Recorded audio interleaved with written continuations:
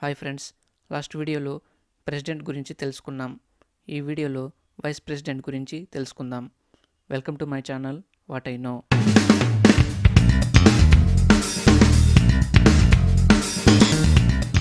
Vice president పదవి దేశంలో రెండవ అత్యున్నత రాజ్యాంగ పదవి. ఆర్టికల్ 63 ప్రకారం భారతదేశానికి ఒక వైస్ ప్రెసిడెంట్ ఉంటారు. వైస్ ప్రెసిడెంట్ పదవికి కావాల్సిన అర్హతలను ఇప్పుడు చూద్దాం. భారతదేశ పౌరుడై ఉండాలి, 35 సంవత్సరాల వయసు నిండి ఉండాలి, రాజ్యసభలో కానీ లోక్సభలో కానీ సభ్యునిగా ఉండరాదు, కానీ రాజ్యసభ సభ్యునికి ఉండాల్సిన అన్ని అర్హతలు కలిగి ఉండాలి. కేంద్ర రాష్ట్ర సంస్థలలో ఆదాయం వచ్చే ఉద్యోగంలో ఉండరాదు. వైస్ ప్రెసిడెంట్ను ఇండైరెక్ట్గా ఎన్నుకుంటారు. ఎలక్టోరల్ కాలేజీలోని పార్లమెంట్ సభ్యులు అంటే లోక్సభ రాజ్యసభ సభ్యులు ఎన్నుకుంటారు. వైస్ ప్రెసిడెంట్ను ఎన్నుకునేటప్పుడు 20 ఎలక్టోరల్ మెంబర్స్ ప్రతిపాదించాలి, మరో 20 ఎలక్టోరల్ మెంబర్స్ ఆ ప్రతిపాదనను బలపరచాలి. Election commission of India vice president ఎన్నికలు నిర్వహిస్తుంది. సింగిల్ ట్రాన్స్ఫరబుల్ ఓట్ పద్ధతి ద్వారా వైస్ ప్రెసిడెంట్ను ఎన్నుకుంటారు. ఆర్టికల్ 69 ప్రకారం ప్రెసిడెంట్ వైస్ ప్రెసిడెంట్ చేత ప్రమాణ స్వీకారం చేపిస్తారు. వైస్ ప్రెసిడెంట్ పదవీ కాలం 5 సంవత్సరాలు. ఇప్పుడు వైస్ ప్రెసిడెంట్కు ఉండే పవర్స్ అండ్ ఫంక్షన్స్ గురించి చూద్దాం. ఆర్టికల్ 64 ప్రకారం వైస్ ప్రెసిడెంట్ రాజ్యసభకు ఎక్స్ అఫిషియో చైర్మన్గా వ్యవహరిస్తారు. రాజ్యసభ అధ్యక్షునిగా సభా కార్యక్రమాలు నిర్వహిస్తారు. ఆర్టికల్ 65 ప్రకారం వైస్ ప్రెసిడెంట్ కొన్ని సందర్భాల్లో టెంపరరీ ప్రెసిడెంట్గా వ్యవహరిస్తారు. ప్రెసిడెంట్ అనారోగ్యానికి గురైనప్పుడు, ప్రెసిడెంట్ని రిమూవ్ చేసినప్పుడు, ప్రెసిడెంట్ లీవ్లో ఉన్నప్పుడు ప్రెసిడెంట్ పదవి ఖాళీగా ఉంటుంది కాబట్టి వైస్ ప్రెసిడెంట్ టెంపరరీ ప్రెసిడెంట్గా పదవీ బాధ్యతలు నిర్వహిస్తారు.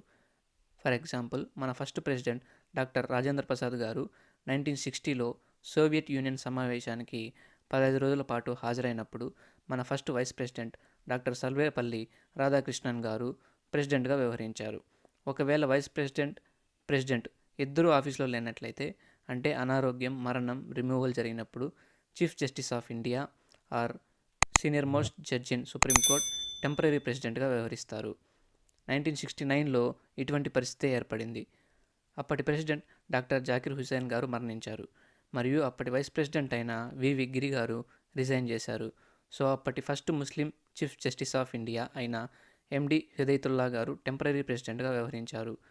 వైస్ ప్రెసిడెంట్ బాధ్యతలు నిర్వహిస్తున్నప్పుడు deputy chairman of Rajya Sabha vice ప్రెసిడెంట్గా వ్యవహరిస్తారు. వైస్ ప్రెసిడెంట్గా పదవీ బాధ్యతలు నిర్వహించినంత కాలం ప్రెసిడెంట్ జీతభత్యాలను, ప్రెసిడెంట్ హోదాను కలిగి ఉంటారు. సాధారణంగా vice president salary 4 lakhs Indian consolidated fund నుంచి శాలరీ అండ్ పెన్షన్ తీసుకుంటారు.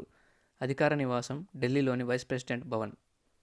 వైస్ ప్రెసిడెంట్ రిజైన్ చేసేటప్పుడు తన రిజిగ్నేషన్ లెటర్ని ప్రెసిడెంట్కి సమర్పించవలసి ఉంటుంది. ఆర్టికల్ 67 ప్రకారం రాజ్యసభకి, లోక్సభకి వైస్ ప్రెసిడెంట్ని తొలగించే అధికారం ఉంటుంది.